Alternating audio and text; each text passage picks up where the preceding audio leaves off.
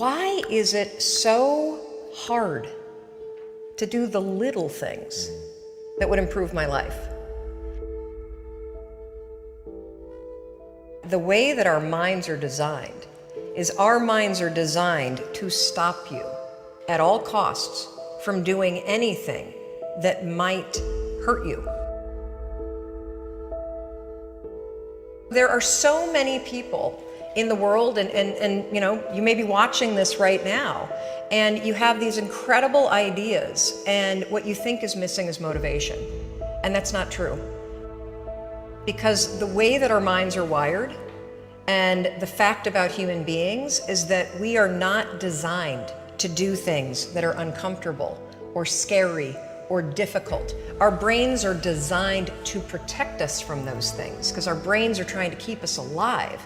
And in order to change, in order to build a business, in order to be the best parent, the best spouse, to do all those things that you know you want to do with your life, with your work, with your dreams, you're going to have to do things that are difficult, uncertain, or scary, which sets up this problem for all of us.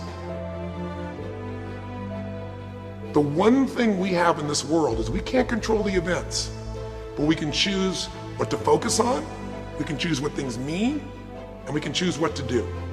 Those three choices, those three decisions really control our life. You can always make a decision. That's always in your control. Staying with somebody that treats you like garbage is a decision. It is. Staying at a job that you hate is a decision. Staying in the body that you are not proud of is a decision. Is it going to be easy? No, it's not going to be easy to change. It's simple. It's your job to push yourself. It's not the smartest people who achieve success. It's the people who procrastinate less, make fewer excuses, as they take actions every day towards the goals that they want to achieve. Indecision is the thief of opportunity. Indecision means the door is still closed. Indecision means the opportunity waits. Indecision means what could be is postponed or may never be. If you want to be successful at anything in life, never leave the sight of setting a goal without doing something that commits you to fulfillment. The next morning, the alarm goes off, and I pretended NASA was there. It's the stupidest story. I literally went 5, 4, 3, 2, 1. I counted out loud, and then I stood up. And I'll never forget standing there in my bedroom. It was dark, it was cold, it was winter in Boston.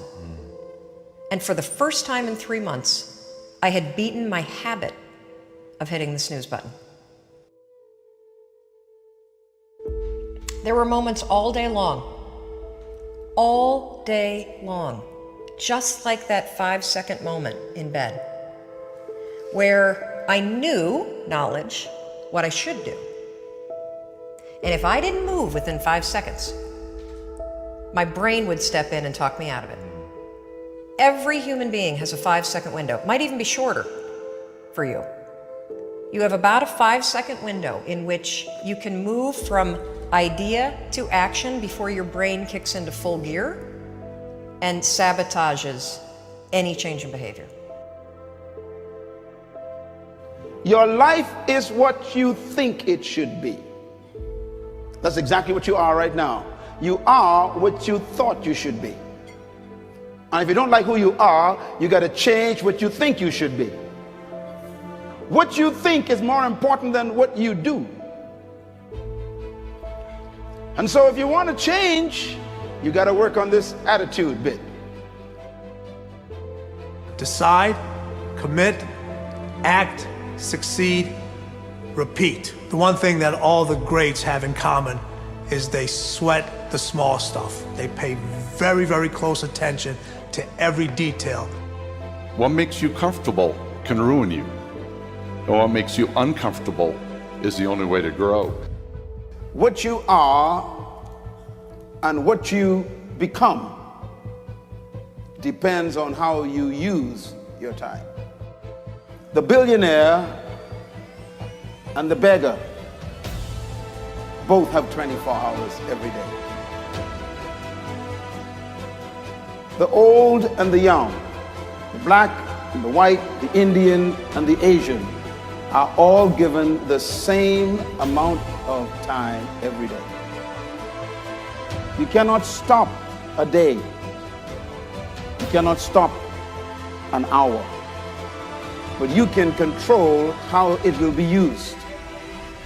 Your life comes down to your decisions, and if you change your decisions, you will change everything.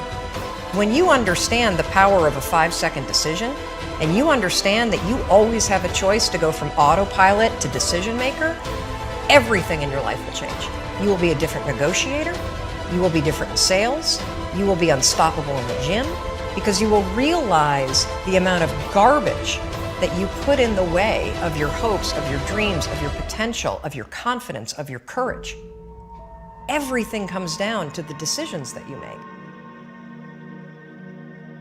Take ownership. Take extreme ownership. Don't make excuses. Don't blame any other person or any other thing. Get control of your ego.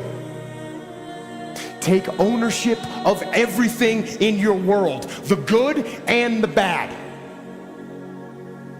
Take ownership of your mistakes. Take ownership of your shortfalls. Take ownership of your problems. And then take ownership of the solutions that will get those problems solved. Take ownership of your mission. Take ownership of your job, of your team, of your future, and take ownership of your life. The first source of inspiration is deciding. Second source of inspiration is planning. And now, here's a big source of inspiration, beginning. Getting started. Actually turning thought and the notes on the paper, the plans, actually now committing it to action. Getting started. I'm a humongous believer that ideas are and that execution's the game. Well, I think the one thing that discipline definitely does help you with is it helps you get things done. And when you get things done, when you actually do things, you have more success. If you have more success, and sometimes a big part of success is just not being f***ing lazy and just doing it. Yeah. That's like 90% of it is just showing up. Get there and start working. Like, you're not gonna feel perfect every day. If I only worked out when I felt good, I'd be a fat f***. Discipline, it does start with waking up early. It really does. But that is just the beginning. And I always say that discipline is the root of all good qualities. But you have to absolutely apply it to things outside of just waking up early. It's everything. It's working out every day, making yourself stronger and faster and more flexible and healthier. Discipline is eating the right foods to fuel your system. It's about disciplining your emotions so you can make good decisions. Doing the tasks that you don't necessarily want to do, but that you know will help you. The thing about self-discipline is that it is necessary for everything you do in your life. You have to be self-disciplined. Discipline is not punishment. It's not. If you change your mindset and really focus it on what discipline really is, you start to welcome discipline. You welcome self-discipline into your life. People have to know you, not because, oh, he's a good salesman. Oh, he's a good this. Oh, he's an artist. People need to know you for one major thing first. He works. He produces. The guy's there every day. The guy's pushing and shoving. Because the truth is, no matter how good your ideas are, how good your art is, or how good your skill set is, If you're not working, man, if you're not vibrating at a frequency that people say, my God, how does that guy do all that? If you're not vibrating at that rate, if you're not working at that level, you're not going to make it.